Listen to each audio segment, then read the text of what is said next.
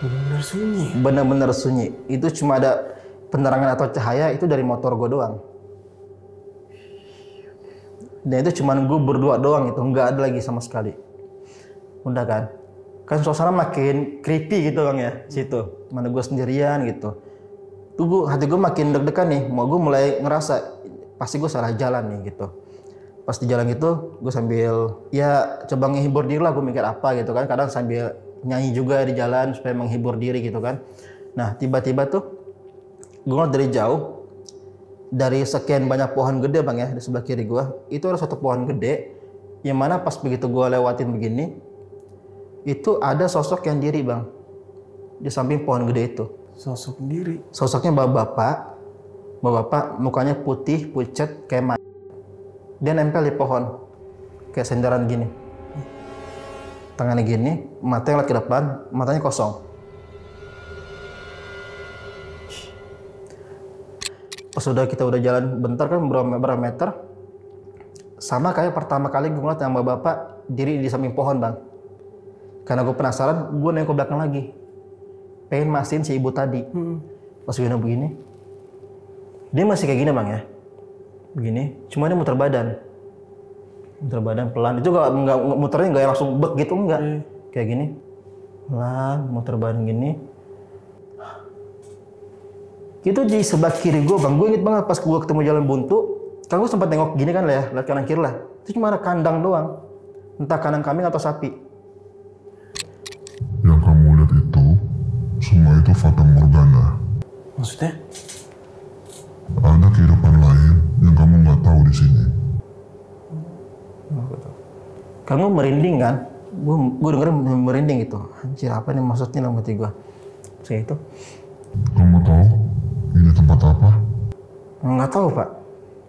Iki Alas Roban.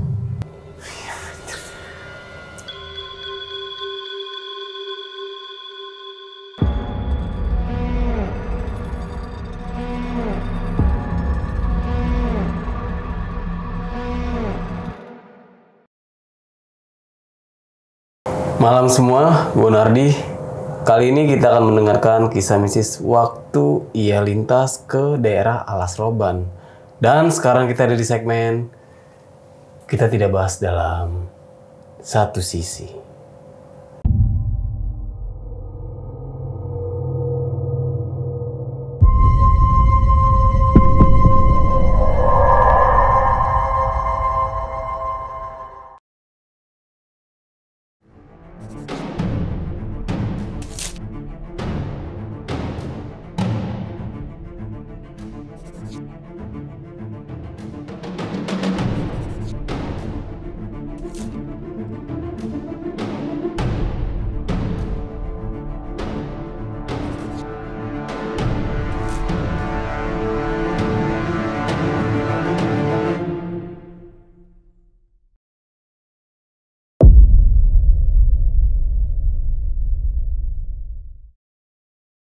Di episode kali ini gue udah berhasil nih menghadirkan seorang narasumber yang mempunyai cerita mistis waktu ia lintas ke Alas Roban.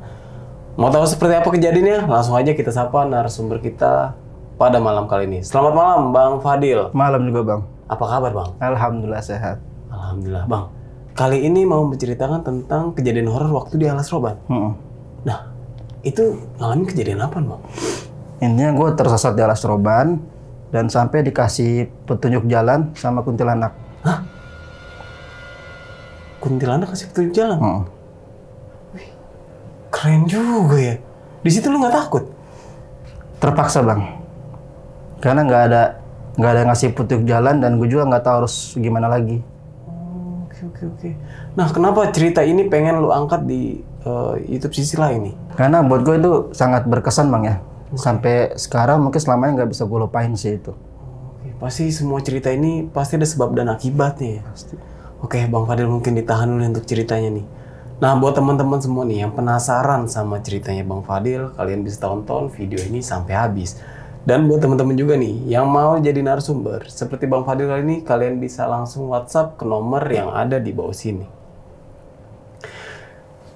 Jangan lupa kunjungi media sosial kita. Nanti semuanya gue taruh di deskripsi. Oke, Bang Fadil, sudah siap? Ya, Bang. Silahkan, Bang. Oke, nama gue Fadil, gue dari channel Dunia Mereka. Dan di channel gue itu hampir sama podcast juga, cuma bedanya setiap narasumber yang cerita di situ pasti gue tanya, Bang. Contoh misalnya cerita dia tentang apa, gue tanya tempat itu bisa gue explore nggak? Gitu. Contohnya rumah kontrakan horor angker gitu kan. Kalau emang bisa dieksplor, gue langsung explore setelah cerita. Oh, jadi kayak explore nih, penelusuran. Nah, kenapa gue mau berbagi cerita gue di sini di sisi lain? Karena emang itu sangat berkesan, Bang ya. Sampai kapanpun itu nggak akan bisa gue lupain sih. Gitu. Nah, jadi pas tahun 2014 itu kan gue lulus sekolah, Bang ya.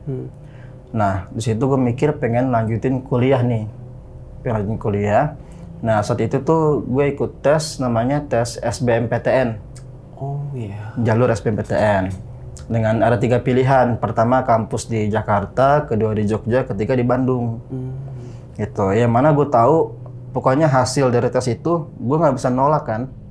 Contoh gue emang dapetnya di Jakarta, udah mau nggak mau gue di Jakarta. Gue dapet di Jogja, udah di Jogja gitu, nggak bisa nolak. Singkat cerita gue setelah tes, keluar hasilnya, intinya gue diterima di salah satu kampus di Jogja. Itu gue mikir, oh berarti gue akan jadi orang Jogja nih dalam hati gue kan. Udahlah, singkat cerita, tahun 2014, kisaran bulan September, gue ke Jogja kan, ngeliat kampus, survei, cari kos-kosan juga. Nah, intinya gue udah jadi mahasiswa di situ, Bang ya, udah kuliah di sana. Nah, kebetulan tuh emang di awal-awal pas gue baru kuliah itu, gue lagi suka main musik, Bang. Lagi suka ngeband lah zaman itu kan, waktu masih muda gitu. Nah, pertama kali itu gue punya teman satu jurusan sama gue, namanya Jamal. Jamal nih. Jamal ini nama asli ya, bukan samaran. Oh, nama asli. Ya, karena emang gue udah ngomong ke dia dulu nih, Mal, boleh nggak kalau gue bawain cerita ini ke podcast? Dia bilang bawain aja, dia bilang gitu. Nah, pertama kali gue ketemu atau ngeliat si Jamal ini, dia lagi main gitar, Bang. Gitu. Di kampus kan, di kantin gitulah, dia lagi main gitar. Pas gue perhatiin, wah ini orang kayaknya suka musik juga nih. Satu jalan sama gue kan. Udahlah, coba gue deketin, gue kenalan. Singkat cerita, pas setelah kita udah kenal segala macam, kita bikin band lah ceritanya nih. Band cuman iseng-iseng, Bang, gitu kan. Band cuma iseng-iseng, tapi ya alhamdulillah akhirnya sampai sama dosen-dosen gue tuh, gue tahu kan, nah gue tuh punya band segala macam, sampai akhirnya kita itu jadi band jurusan waktu itu. Gitu, jadi kalau setiap prodi gue ngadain acara apa, gue selalu diminta, bisa nggak kamu nampil akustik lah atau ngisi apa gitu kan. Oh ya udah bisa apa gitu. Nah, singkat cerita band gue ini udah sempat jadi band jurusan. Nah, di suatu ketika waktu itu ada event festival, Bang. Festival musik di salah satu kampus, tapi bukan kampus gue ya, kampus yang lain gitu. Nah, ini panitianya ini kebetulan teman kos gue. Nah, beda kamar sih, kamarnya samping gue gitu kan. Dia bilang, Dil, nih di kampus gue nih ada event festival nih musik, lo mau daftar nggak buat band lo? Dia bilang gitu. Siapa tahu rezeki di situ ya kan, band lo lebih terkenal atau gimana lah gitu kan. Oh boleh kapan? Tanggal sekian bulan ini kan. Oh masih ada waktu nih, gue mikir kira-kira sebulan 2 bulan lah buat latihan kan, buat segala macem gitu. Jadi gue daftar deh, gue bilang gitu. Udah didaftar ada segala macem. Gue bilang kan sama si Jamal sama yang lain juga, gue udah daftar nih ada festival musik kan di kampus ini. Kapan? Tanggal sekian, bulan sekian gitu. Ya udah sekarang kita prepare lah segala macam kan. Nah, mulai dari situ kita semakin sering latihan nih, Bang. Sering latihan, kita juga hampir setiap minggu pasti kita nyewa studio. Adalah studio terkenal di Jogja, mungkin orang Jogja tahulah di mana gitu kan.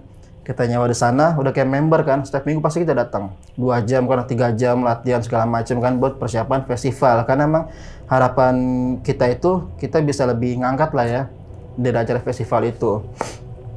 Nah, kita udah kurang lebih selama 2 bulan, kita udah sering latihan segala macam, udah nyewa studio. Ternyata ada kabar buruk, Bang. Apa itu? Dari teman gue itu yang sebagai panitia. Dia bilang, Dil, sorry, ini festivalnya diundur. Hah? Gitu. Gue tanya kan, emang diundur kapan? Belum tahu lagi, intinya diundur, nggak jadi. Pas tanggal sekian tuh nggak jadi, diundur. Ntar gue kabarin kalau emang udah tahu kabar ininya kan, infonya gitu. Ntar gue infoin lagi. Ya anjir, gue udah gak kesel kan. Karena kita udah capek-capek latihan, kedua juga udah bayar studio. Namanya anak mahasiswa bang ya, anak kosan, kan buat bayar studio lumayan bang ya. Iya. Ya kan? Kan buat anak kosan tuh ibaratnya duit 5.000 juga berharga tuh. Buat gorengan sama es teh lah ibaratnya gitu. Nah ini kita setiap minggu udah patungan, bayar studio segala macam sampai kira-kira 2 bulan, di cancel kan, diundur. Dan itu emang nggak tahu kapan diadain lagi gitu. Akhirnya gue bilang lah ke teman-teman gue semuanya, ini acara musiknya diundur. Diundur kapan? Nggak tahu. Ya akhirnya semua pada kesel kan bang. Pada kesel, ada yang bilang, oh udahlah kalau gini gue malas ngeband lagi, udah capek segala macam kan, sia-sia lah, udah waktu kebuang, tenaga kebuang, pikiran kebuang, duit juga apalagi kebuang ya kan. Kita pada ngambek semua yang lain. Nah temen gue yang si Jamal ini, dia ini kan orang Kerawang bang, dan dia ini emang kebetulan kayak anak majelis gitu loh. Jadi kayak suka pergi ziarah-ziarah, kayak ngaji-ngaji, anak pengajian gitu kan. Nah tiba-tiba dia ini ngajakin gue ziarah. Dil, kita ziarah aja yuk. Ziarah? Gue sempat kaget tuh. Maksudnya apa hubungannya antara band musik ke ziarah gitu kan? Gue sempat mikir, ziarah mah, ziarah aja yuk. Kalau yang lain gak mau, yaudah kita aja berdua. Mau ziarah kemana? Nah gue mikir tuh ziarahnya masih daerah Jogja bang. Karena kan di Jogja banyak makam-makam juga kan.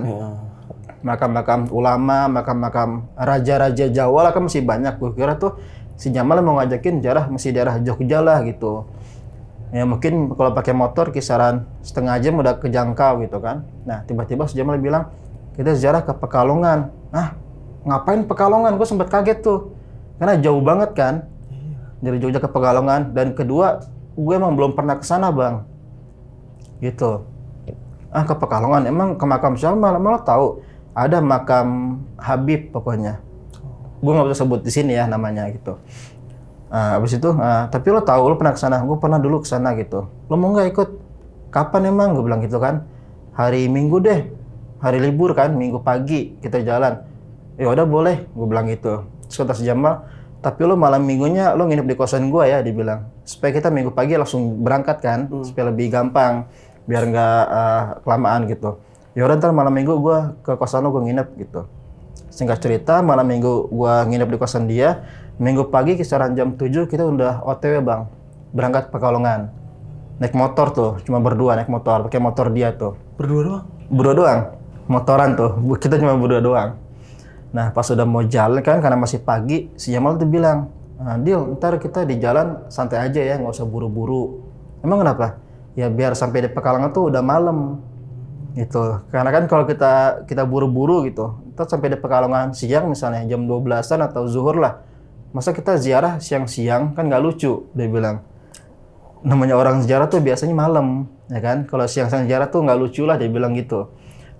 Feel-nya nggak dapet, dia bilang gitu. Kata si Jamal nih. Kalau mau lebih berasa lagi, lebih ini lagi, malam lah kita ziarah. Ya udah terserah lo deh, gue bilang gitu kan. Terserah lo aja.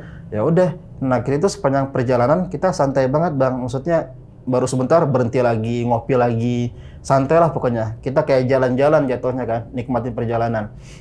Singkat cerita, sampai di Pekalongan itu malam, kisaran jam 8 lah. Kisaran jam 8 malam kita baru sampai di Pekalongan, sampai di makam itu kan. Nah pas begitu sampai, gua kaget nih. Karena di lokasi makam itu banyak banget bis-bis pariwisata. Banyak rombongan orang yang ziarah juga. Nah, di bis-bis itu kan ditempelin kayak spanduk bang ya di depannya tuh. Dari daerah mana gitu. Gue masih ingat ada yang dari Ponorogo, Kediri, dari mana gitu.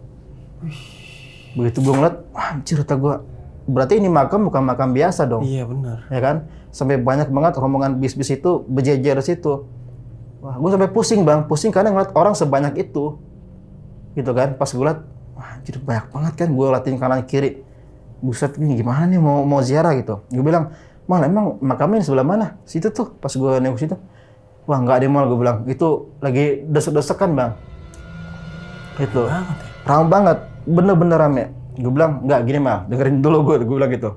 Pertama, itu rombongan, sedangkan kita cuma berdua kan. Pasti kan yang lebih diutamain yang rombongan itu. Apalagi kan mereka itu ibaratnya orang tua lah. Kita cuma anak muda apa sih gitu kan. Cuma berdua anak muda lagi. Itu yang pertama. Yang kedua, gue nggak mau desek-desekan kayak gini. Terus gimana? Ya udah kita keluar dulu yuk, tunggu agak sepi. Gue bilang gitu. Kita ngopi dulu lah, kita santai dulu di depan. Ya udah gitu. Akhirnya kita keluar dari lokasi makam itu kan, komplek makam itu. Keluar, gue mau nyari kayak warkop lah bang. Buat ngopi sebentar kan, sambil nunggu itu agak sepi. Akhirnya warkop nggak ada, ketemulah kayak Starling gitu kan. Kayak Starling gitu. Nah kita ngopi sebentar, kita sambil ngerokok kan, sebatang dua batang lah. Terus habis ngerokok gitu, gue liat jam, udah jam 9:30 nih. Itu gue bilang, Mal, udah 9:30 nih, coba yuk kita lihat lagi, masuk lagi. Udah yuk, udah kan. Gue masuk lagi ke makam, jam 9:30 itu udah agak sepi. Udah agak sepi itu. Yang tadinya udah desak-desakan, mungkin ada beberapa rombongan yang udah pulang kali ya, yang udah selesai gitu. Udah agak sepi nih, ayo masuk yuk, masuk kan. Nah intinya tuh di makam itu bang, itu ada musola atau masjid lah, gue lupa. Pokoknya kayak musola atau masjid gitu kan. Akhirnya gue sebelum masuk, gue ganti baju dulu kan. Gue pakai sarung lah, pakai koko gitu, buat ke ziarah itu kan, untuk menghormati lah gitu. Setelah gue ganti segala macam, gue ziarah. Singkat cerita, selesai ziarah itu semuanya udah beres jam 12-an. Jam 12 malam? Jam 12 malam, udah beres. Itu nggak kerasa kan, sudah keluar dari makam itu, kita udah ganti baju lagi, pas gue jam 12 udah mati gue nih. Mal, ini kita mau langsung balik apa gimana nih? Di situ ada musola gitu kan. Musola atau masjid lah, gue lupa. Kita mau tidur dulu di sini, apa mau langsung balik nih? Gue bilang gitu. Kalau mau nginep di sini, ntar kita izin dulu sama apa sih takmirnya gitu kan. Numpang tidur lah, bilangnya kita mau safir dari Jogja gitu. Terserah lu mau gimana? Nginep aja dulu yuk. Ya udah nginep dulu. Tiba-tiba gue keinget bang, kan kita berangkat hari Minggu ya. Nah besoknya kan hari Senin. Nah waktu itu di hari Senin itu gue ada mata kuliah yang emang tuh dosennya killer banget bang. Jadi pokoknya lu nggak ada alasan kalau nggak masuk, gitu kan, bahaya buat ke nilai segala macem lah gitu. Gue bilang tuh sama si Jamal, Mal bentar deh, besok kan kita ada mata kuliah filsafat nih, gue bilang gitu kan. Kan si Pak ini kan dia killer banget nih, kita harus masuk juga nih. Kata Jamal, oh ya terus gimana dong? Mau nggak mau kita balik sekarang, gitu kan. Terus lu yakin balik sekarang? Ya nggak ada pilihan, gue bilang kan. Kalau kita balik besok pagi nggak mungkin keburu, gue bilang gitu. Yaudah yuk balik sekarang aja, bismillah aja lah kata gue. Ya udah bismillah lah, kita jalan tuh. Dari jam 12-an bang kita pulang. Keluar dari makam itu kan. Udah tuh. Pas awal jalan pulang itu masih aman-aman aja bang ya. Karena kita itu ngikutin rombongan bis tadi. Ibaratnya tuh kita nempel sama bis itu kan, nempel. Itu kan lewat jalan Pantura bang ya. Kita nempel gitu. Nah, dimulai dari sini mulainya. Pas di pertengahan jalan Pantura itu, gue tuh ngeliat ada 2 jalur bang. Kayak pertigaan lah ibaratnya. Ada kanan, ada kiri. Gitu. Nah, dari kejauhan, gue tuh ngeliat semua kendaraan itu pada belok ke kiri semua. Mau motor, bis, mobil, segala macam belok ke kiri. Belok kiri semua pokoknya. Pokoknya di kiri tuh ada kehidupan lah. Gitu kan. Pada belok semua. Nah, yang kanan ini sama sekali nggak ada yang ke kanan. Sepi. Satu kendaraan pun nggak ada yang ke kanan. Begonya gue punya pikiran, punya inisiatif gitu. Siapa tahu ada jalan pintas belok kanan. Ya, jalan alternatif lah. Alternatif. Tiba-tiba muncul di Jogja gitu kan. Pikiran gue begitu karena gue emang nggak pernah kesana kan gitu, nggak tahu. Gue bilang, Mal, jangan lewat kiri deh, gue bilang gitu. Tuh penuh tuh rame macet. Kita nggak mungkin keburu nyampe subuh di Jogja gitu kan. Terus gimana? Kita ambil kanan aja. Gue bilang. Lu yakin ke kanan? Kan gelap tuh kata Jamal gitu. Dan juga nggak ada kendaraan ke sana. Tapi kalau ke kiri macet gitu. Terus gimana? Ya udah kanan aja. Akhirnya kita ambil kanan, Bang. Dari sekian banyak kendaraan yang lewat jalan Pantura itu, cuma motor gua doang yang ke kanan. Yang lain nggak ada yang ke kanan. Karena mungkin gue juga udah capek kan, udah tengah malam gitu, udah capek habis seharian jalan. Gue pengen cepet-cepet sampai ke Jogja kan. Akhirnya gue munculnya pikiran kayak gitu, udah ambilkan aja lah, siapa tahu itu jalan pintas ya kan. Akhirnya kita udah ambil kanan, belok kanan. Nah di sini dimulai nih, yang tadinya itu jalan raya, tiba-tiba gue ngerasa kayak banyak bebatuan gitu bang. Jadi motor gue tuh kayak, kan kalau jalannya kan mulus bang ya, mulus, tiba-tiba kok kayak dek gitu. Terus gue perhatiin, kok jalannya berubah sih? Kayak jalan yang geradakan gitu loh. Iya. Itu pas gue perhatiin kanan kiri, kok nggak ada kehidupan ya? Cuma ada pohon-pohon gede doang. Di kanan gue ini cuma ada tumpukan kayu bakar. Dan itu cuma jalan setapak bang, jalan setapak gitu kan. Nah pas sudah mulai jalan situ, kan gue dari awal berangkat itu sama pas mau pulang gue pakai Google Map bang ya, karena gue emang nggak tahu jalan kan. Nah pas begitu masuk ke jalan daerah situ yang gue bilang jalan kayak bebatuan gitu, tiba-tiba sinyal gue hilang. Sinyal gue hilang, pas gue lihat, tuh sinyal hilang nih. Udahlah gue taruh di jaket HP gue nih, karena gue mikir udah nggak berguna gitu kan. Gue taruh di jaket, gue simpan. Udahlah gue diam aja tuh bang di motor. Nah udah tuh pas karena gue liat HP gue nih udah nggak berguna gitu kan, gue simpan di jaket. Udah gue diam aja tuh di motor tuh. Sambil gue perhatiin kanan kiri bang. Ini kanan cuma pohon-pohon gede. Di sebelah kanan gue nih cuma tumpukan kayu bakar gitu kan. Itu sama sekali nggak ada penerangan, nggak ada kehidupan, nggak ada rumah, bahkan suara jangkrik nggak ada. Bener-bener sunyi. Bener-bener sunyi. Itu cuma ada penerangan atau cahaya itu dari motor gue doang. Dan itu cuma gue berdua doang itu, nggak ada lagi sama sekali. Udah kan suasana makin creepy gitu bang ya situ. Mana gue sendirian gitu. Tuh hati gue makin deg-degan nih. Gue mulai ngerasa pasti gue salah jalan nih gitu. Pas di jalan gitu, gue sambil ya coba menghibur diri lah. Gue mikir apa gitu kan. Kadang sambil nyanyi juga di jalan supaya menghibur diri gitu kan. Nah tiba-tiba tuh gue ngeliat dari jauh, dari sekian banyak pohon gede bang ya di sebelah kiri gue, itu ada satu pohon gede yang mana pas begitu gue lewatin begini, itu ada sosok yang diri bang di samping pohon gede itu. Sosok diri. Sosoknya bapak mukanya putih pucet kayak mayat. Dia nempel di pohon kayak senderan gini, tangannya gini, matanya lihat ke depan, matanya kosong. Yang bikin gue kaget adalah pas begitu gue ngelewatin pohon itu, kan gue ngerasa bang ya ada sosok di sini kan, ada sesuatu lah. Gue nengok begini, jadi muka gue sama muka dia tuh lihat-lihatan gini. Itu cuma jarak berapa meter doang begini bang. Kan jalan setapak, ada pohon gede di samping. Pas gue nengok tuh benar-benar muka gue depan muka dia tuh, pas depan begini. Kalau jauh begini kayak begini agak mending, pas muka begini. Gue langsung kaget kan, astagfirullahaladzim gitu. Gue dulu kayak di motor. Gue udah begini kan, tapi gue nggak berani cerita ke Jamal.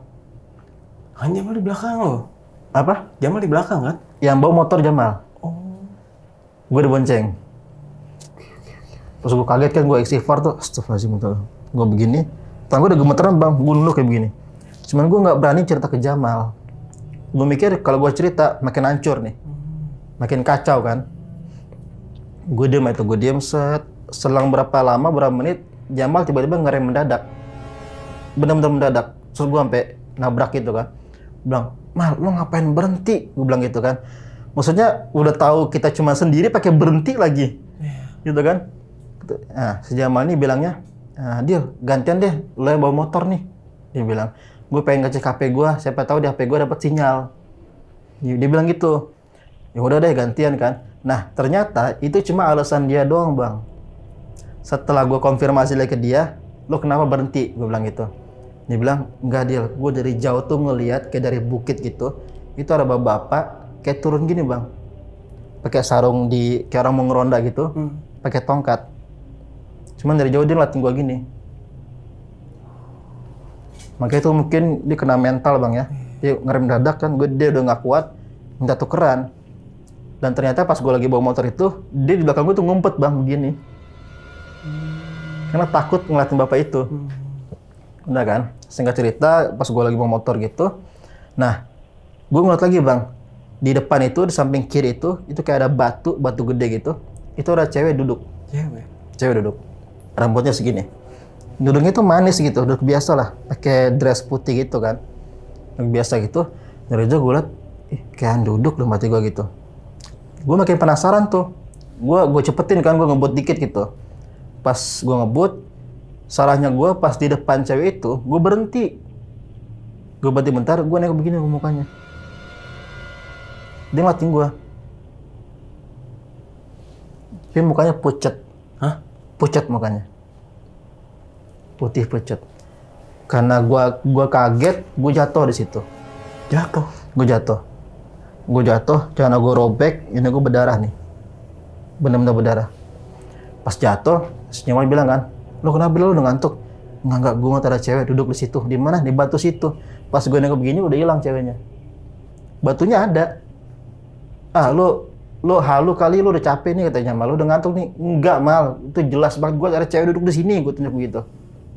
Enggak ada, udah. Di sini biar gue lagi yang bawa. Tukeran lagi, Bang. Jamal lagi yang bawa motor. Udah kan. Gue tuh mulai sadar kayak, wah, gue salah nih. Nggak beres nih lambat gue. Nggak beres. Udah kan, si Jamal akhirnya bawa motor lagi. Itu jedanya agak lama tuh, Bang. Kira-kira mungkin 20 menit kali ya, atau mungkin setengah jam tuh. Kita itu cuma ngikutin jalan doang, Bang. Gue sama Jamal nggak tahu ini mau arah kemana nih. Cuman di dalam hutan doang gitu, jalan aja tuh kan, sendirian tuh.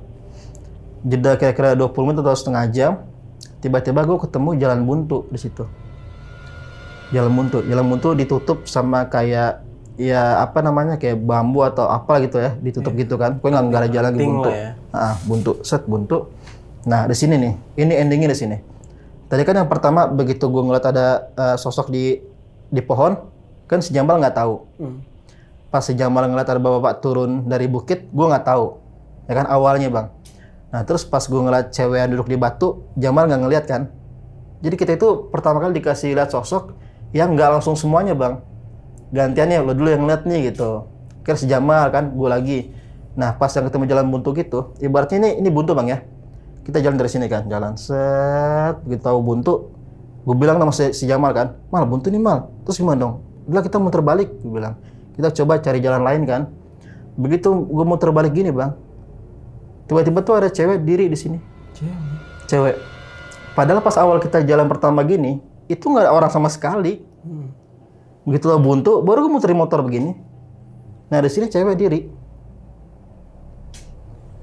Mungkin umurnya udah separuh baya mungkin ya, kisaran 40-an gitu. Pakai baju putih doang, rambutnya segini. Rambutnya tuh kayak keriting-keriting gitu, Bang, ikal gitu. Dan di setiap ujung rambutnya itu banyak daun-daun kering nempel. Kayak rambut orang gila lah. Gitu. Dan gue masih inget banget, dia tuh begini. Main rambutnya gini, diputer-puter. Gitu. Gue nggak tahu ya, gue kalau gue ingat sekarang tuh benar-benar gila sih, itu benar-benar gila. Begitu gue balik motor begini kan, nah gue liat ada sosok itu yang lagi diri, rambutnya keriting segini kan, bila gini rambutnya, matanya kosong, cuma ke depan doang. Jadi pas kan gue muter balik, Bang ya, pas muter balik begini, set, nah sosok itu diri di sini nih, jadi di samping kanan kita, cuma agak di depan, gitu. Pas muter set, gue udah dalam hati gue nih, Mal, lo pasti ngelihat, dalam hati gue, lo nggak mungkin nggak ngeliat, pasti ngelihat, dalam hati gue, Bang ya. Karena dia masih agak di depan, nggak mungkin Jamal nggak ngeliat dalam hati gue. Akhirnya benar, pas begitu kita muter balik begini, Jamal nanti dia begini kan mau motor kan langsung begini, Bang. Langsung nunduk. Gue juga begitu. Pas kita udah jalan bentar kan berapa meter, sama kayak pertama kali gue ngeliat sama bapak diri di samping pohon, Bang. Karena gue penasaran, gue nengok ke belakang lagi, pengen mastiin si ibu tadi. Pas gue begini, dia masih kayak gini, Bang ya, begini, cuma dia muter badan pelan. Itu nggak muternya nggak langsung bek gitu, enggak, kayak gini, pelan, muter badan gini. Itu di sebelah kiri gue, Bang. Gue inget banget pas gue ketemu jalan buntu, kan gue sempat nengok gini kan lah ya, lihat kanan kiri lah. Itu cuma ada kandang doang, entah kandang kambing atau sapi. Karena gue masih penasaran, gue nengok lagi, Bang. Nengok belakang gini.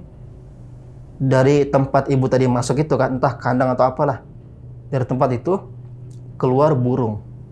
Burung warna putih. Tapi ini warna putihnya putih yang polos. Kalau burung kan ada corak-coraknya kan. Ini putih-putih bersih polos.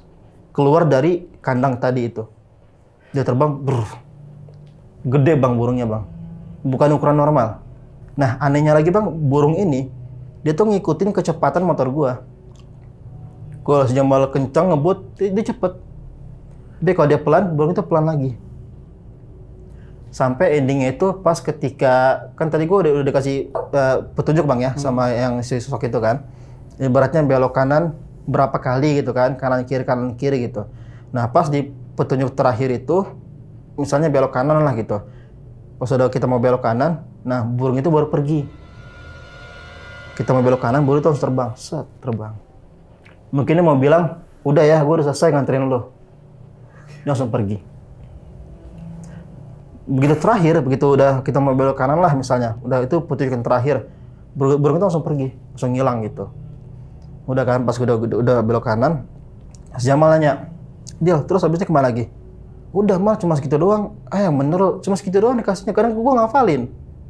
Ibaratnya belok kanan 2 kali, kiri 2 kali misalnya gitu kan. Gue ngafalin tuh bang, bener-bener ngafalin. Itu nggak ada yang salah. Udah Mal, cuma sampai sini doang dikasih taunya nih.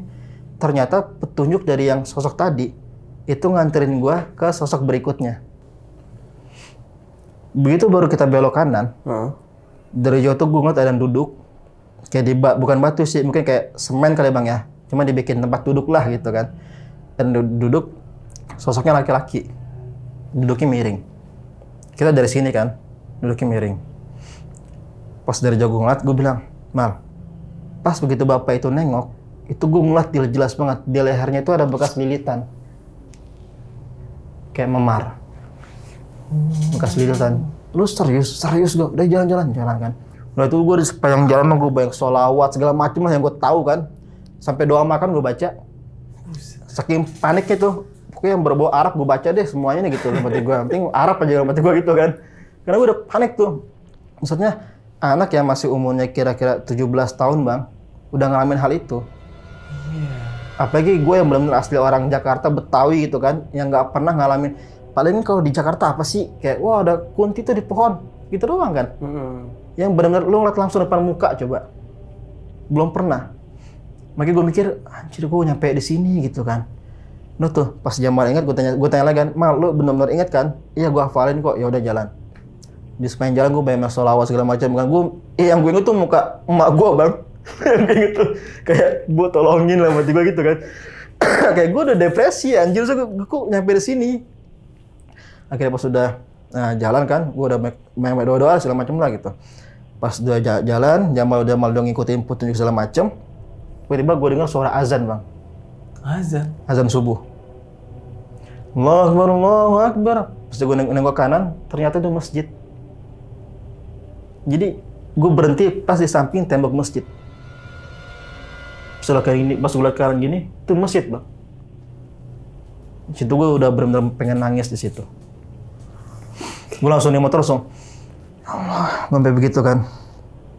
Maksudnya yang gue pikirin tuh, kok bisa ya sampai kayak gini gitu loh.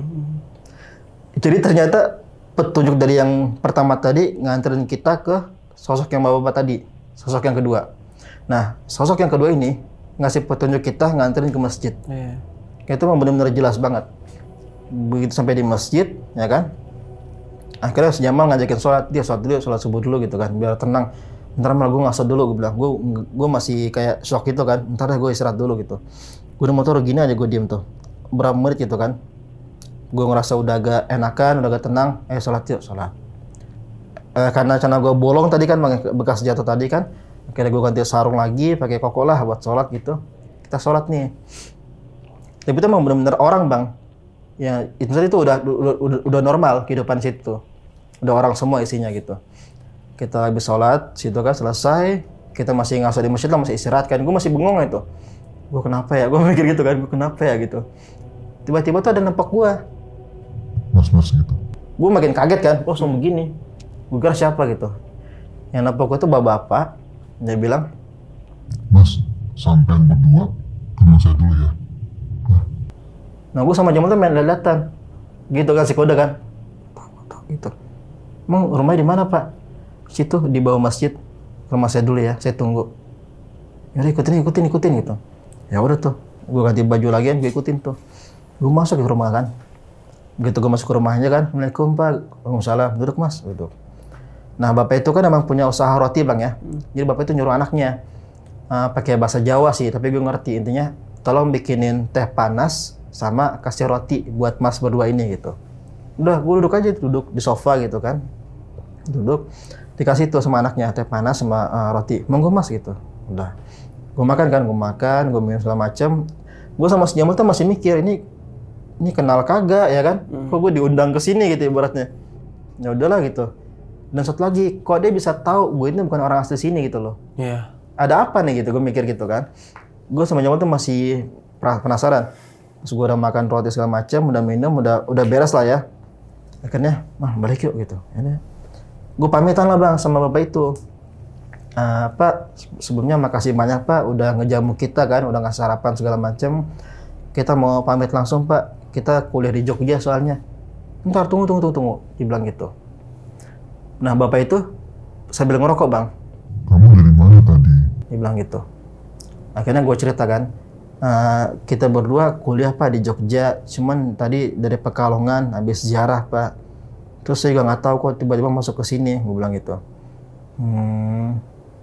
Apa yang kamu lihat tadi? Nah gitu. Akhirnya gue cerita kan, gue ceritain semuanya, mulai dari pohon, yang dari batu, yang segala macam yang ngasih jalan, yang ngasih petunjuk jalan itu, sama yang terakhir dah pokoknya sampai tiba-tiba nyampe di masjid gitu. Kira bapak itu bilang, yang kamu lihat itu, semua itu fata morgana. Maksudnya? Ada kehidupan lain yang kamu nggak tahu di sini. Kamu merinding kan? Gue dengerin merinding gitu. Anjir apa nih maksudnya dalam hati gue? Saya itu. Kamu tahu ini tempat apa? Nggak tahu Pak. Iki Alas Roban. Begonya gue karena gue emang nggak tahu. Gue cuma, Alas Roban Pak. Gitu doang. Karena gue nggak tahu. Si Jamal tahu, dia paham. Gitu. Jamal masih lagi, Pak Alas Roban Pak. Iya, ini Alas Roban. Kamu sudah masuk ke Alas Roban. Nah, gue bingung kan.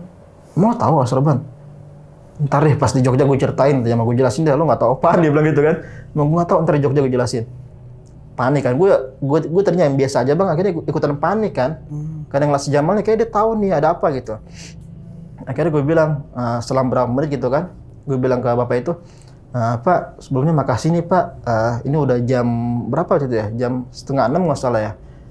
Kita berdua mau langsung balik ke Jogja Pak, karena kita masih kuliah di Jogja. Tunggu, dia bilang gitu.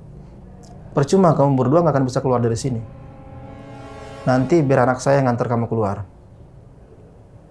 Gue makin bingung kan. Oh iya Pak, gue nurut aja itu. Udah ngerokok aja. Pas setelah dia ngomong kayak gitu, itu nggak ada obrolan lagi bang. Nggak ada omongan lagi. Diem tuh. Gue dibiarin diem. Bapak itu tapi ngerokok terus. Ngerokok. Udah habis, langsung ngebakar lagi. Tapi mata itu ngeliat ke atas. Kira-kira jelang 1 jam, jam 6:30, bapak itu langsung manggil anaknya gitu. Gitu. Anaknya nyamperin kan.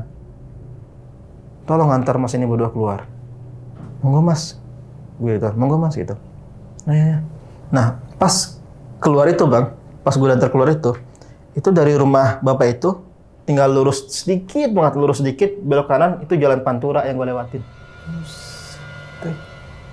Nah gue semalaman ngapain? Dari jam 12 jam 1 lah sampai subuh ngapain situ? Itu dia. Bener-bener ibaratnya bang kalau dari sini kali ya kita keluar rumah kan lurus sedikit belok kanan kan jalan raya tuh. Kayak gitu ibaratnya. Itu udah jalan Pantura gue sampai bengong. Mal, gue bilang gitu kan. Anjir, gue sampai begitu kan. Anjir, ini jalan yang gue lewatin kemarin pagi nih, gue mikir gitu. Akhirnya pas udah kayak gitu. Sebelum kita benar-benar balik bang, anaknya mesen. Mas, boleh gini kan? Lain kali, jangan kesini lagi ya. Sampai ngomong gitu? Kata anaknya. Emang kenapa mas? Nggak apa-apa, bahaya aja. Gue bilang gitu. Oh ya mas, dalam hati gue, ya gue mau nggak bakal kesini lagi kok, bilang gitu kan dalam hati gue. Oh ya mas, gue bilang gitu. Ya udah. Anaknya juga nggak ada basa-basi bang. Pas setelah kayak gitu, dia langsung balik ke rumahnya tuh. Udahlah, situ gue sama Jamal balik kan. Di sepanjang jalan tuh gue bener-bener kayak orang, wah nggak tahu deh. Gue mikir juga nggak jelas kan, gue udah ngantuk segala macem. Gue mikir kok gue bisa nyampe ke sini gitu kan. Gue salah apa gitu kan. Itu. Nah setelah gue nyampe di Jogja, ternyata emang udah siang kan. Maksudnya emang udah kuliah juga nggak bisa, kedua apes lagi. Gue mikir tau gini mendingan gue nginep sekalian. Itu dia. Nyampe Jogja jam berapa? kisaran jam berapa ya? Jam 10-an kayaknya bang. Karena kan dari Jogja Pekalongan tuh kurang lebih ya kisaran 4-5 jam lah. Kurang lebih kisaran 4-5 jam. Nah setelah gua kan akhirnya kan ceritanya kan juga gua udah cerita ke teman-teman gue yang lain bang ya, kayak curhat lah gitu, gue pernah ngalamin kayak gitu segala macam gitu. Nah ada orang yang ngerti nih, dia bilang ini, untungnya lo itu sebelum masuk kelas Roban, lo itu habis dari ziarah. Emang kenapa? Ya badan lo itu berdua sama teman lo itu masih ada, kayak kita bilang karomah dari orang yang lo ziarahin, masih nempel. Jadi ibaratnya masih ditolong. Kalau seandainya lo itu pulang dari mungkin habis ya jalan-jalan atau ngapain lah ya, lo masuk kelas Roban mungkin beda cerita. Gitu. Karena banyak juga sih yang bilang katanya kalau ada masuk situ nggak akan selamat lah, nggak akan keluar. Kata gitu. Beruntungnya lo habis pulang dari ziarah, mungkin emang penghuni sana tahu nih orang habis ibaratnya berbuat baik lah ya gitu dari ziarah, akhirnya dibantu walaupun dengan sosok yang serem semua ibaratnya gitu.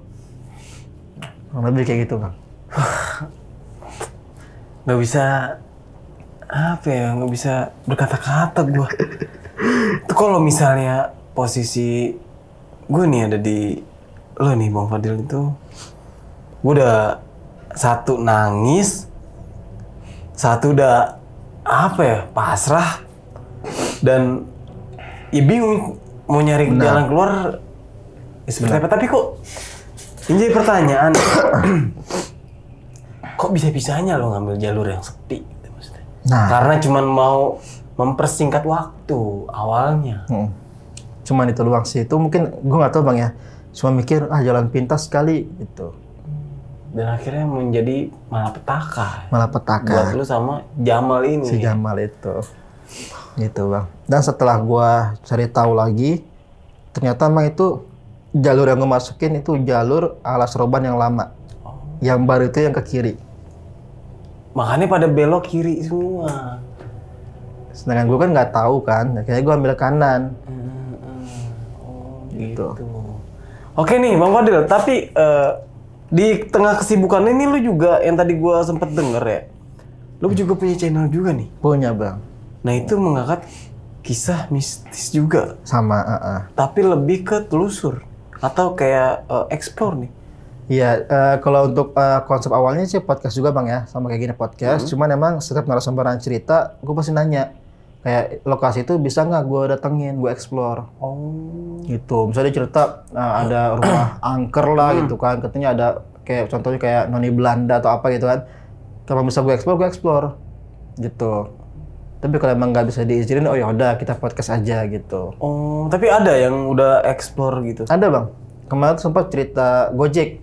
Ada Gojek kan, dia cerita segala macam. Dia tuh intinya dia nyasar di TPU Casablanca. Hah? Ya, dia tuh ditempel sama setan keder di TPU Casablanca. Seriusan? Seriusan. Jadi itu disadarin sama kunciannya sendiri, kuncian TPU Casablanca. Udah tayang itu? Udah tayang kemarin tuh. Di channel lu, apa namanya channelnya? Dunia Mereka. Dunia Mereka. Wih, anjir. Kok bisa ya? Nggak tahu. Nah tapi kan cerita yang Gojek itu bang, pas dia cerita akhirnya pas gue pulang narik itu balik ke rumah, gue aja sempat digangguin sama pocong. Dia bilang gitu. Akhirnya gue tanya, di mana bang lokasinya bang? Daerah sini bisa dieksplor nggak? Bisa kok, itu tempat umum soalnya. Iya. Gitu kan, dia ngeliatnya di pohon gitu, ada pocong di pohon. Akhirnya gue eksplor langsung. Nah kalau yang di TPU Casablanca nih lo explore nggak? Nah pengen sih bang, cuma misalnya kan gue mikirnya dari izinnya gue nggak tahu sih, itu kendalanya sih emang. Oh untuk perizinan? Dari izin segala macem gitu. Kita agak susah. Nah, tapi yang pas ketika dia balik tuh bisa tuh yang kata di pohon itu tuh? Bisa. Karena si abang itu bilang, langsung bilang, so ini bang tempat umum, jadi bisa aja. Cuma ntar kalau lagi rame ya kita pintar-pintar kita lah syutingnya gimana gitu kan. Iya bener-bener. Nah buat temen-temen yang penasaran sama ceritanya bisa langsung kunjungin nih di apa bang namanya? Dunia Mereka. Dunia Mereka. Dunia Mereka. Kepo yang juga kayak sih gini itu. bang, logonya bang. Oh ini logonya? Ini logonya. Ini kepo juga, nanti gua tonton dah. Nah selain itu ada lagi nggak ketika lu telusur gitu di suatu tempat yang narasumber lu ini yang apa pernah menceritakan di channel lu ini bang? Situ satu, yang kedua ada. Intinya dia tuh tinggal bang ya. Tinggal tuh di deket Gubuk Angker. Tinggal di dekat Gubuk Angker. Iya, jadi rumah dia tuh deket sama Gubuk Angker. Jadi ada kayak ledeng gitu bang ya, tau ledeng iya. ya? Nah, ini tuh ada Gubuk Angker, di mana dia ngeliat tuh pernah liat ada gundurwo, sama ada dia bilang lidah panjang. Gundurwo lidah panjang. Jadi dia pernah liat cuman lidah, tapi lidahnya doang bang, panjang tapi berapa meter gitu. Setan lidah panjang.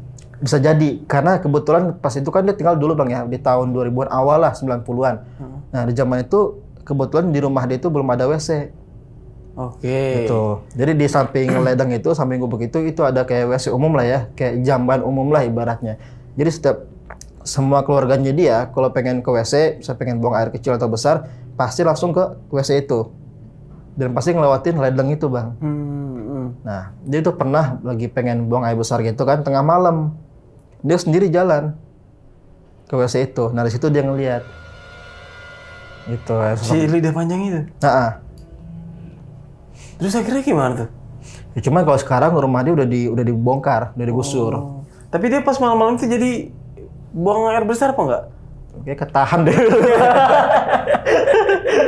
Enggak, ngerinya kan yang namanya orang panik ya ngeliat Iya. setan kayak gitu kan pasti kalau Keluar satu jalan. nih bisa juga keluar gitu Iya, kan di celana. Kayak kita aja nih ya jalan di pinggir kuburan itu lagi bener-bener kebelet kencing. Udah bener-bener udah nggak bisa tahan pasti keluar kan? Betul. Nah bisa jadi. Cuma itu nggak tahu deh ya gimana cerita dia tuh. Mungkin dia langsung lari apa gimana lah gitu, lupa gue juga itu. Yang balik lagi terus bokernya ngaduk-ngaduk sendiri mungkin Ya, ya. bisa jadi. Soalnya itu. dulu kan. Dulu. Tahun berapa itu kejadian itu sih narasumber? Dia itu tahun 2000 awal lah bang, 99 kalau nggak salah. Masih asri banget itu mah. Iya, lu kan masih susah lah ya, keadaan masih kayak gimana gitu kan. Tapi itu langsung gue explore, gue tanya itu bisa nggak kalau gue datengin? Bisa bang, soalnya itu udah pertama rumah dia kan digusur kan, rumah dia digusur dan emang udah boleh aja orang mau lewat, cuman yang penting jangan terlalu rame, jangan terlalu gimana lah, bisa kondusif aja gitu. Tapi akhirnya lu telusur tuh? Explore, Udah tayang? udah tayang. Tapi jambannya masih ada nggak? Apa itu? Jambannya? Oh nggak ada lagi, nggak ada. udah digusur. Kirain jambannya masih ada. Yang dicari jamban coba. Oke nih, Bang Fadil. Iya bang. Balik lagi nih ke cerita tadi nih, Alas Roban. Itu emang awalnya tuh lu nggak bener-bener nggak tahu tentang Alas Roban itu seserem apa? Sama sekali nggak tahu bang. Misalnya nggak tahu. Nah, kan pas sampai Jogja nih, akhirnya temen lu kan ngasih tahu nih, kalau katanya kan ingin menceritakan. Iya. Nah itu dia ceritain ke lu kayak gimana tuh? Semuanya bilang Alas Roban itu tempat jin buang anak. Si Jamal ini? Nah, Emang dia asli Jogja atau gimana? dia orang Kerawang bang, Oh ya dia orang Kerawang ya? orang Kerawang. Cuman mungkin dia ibaratnya apa ya? Karena dia anak majelis itu, anak pengajian, mungkin dia udah dapat cerita dari orang-orang lah, lebih tahu lah masalah kayak gitu. Mungkin dia sering, udah gitu sering kemana-mana gitu. Jadi literasi dia tuh lebih luas. Iya betul bang itu. Wah kacau sih itu mah. Udah nggak bisa berkata-kata gua.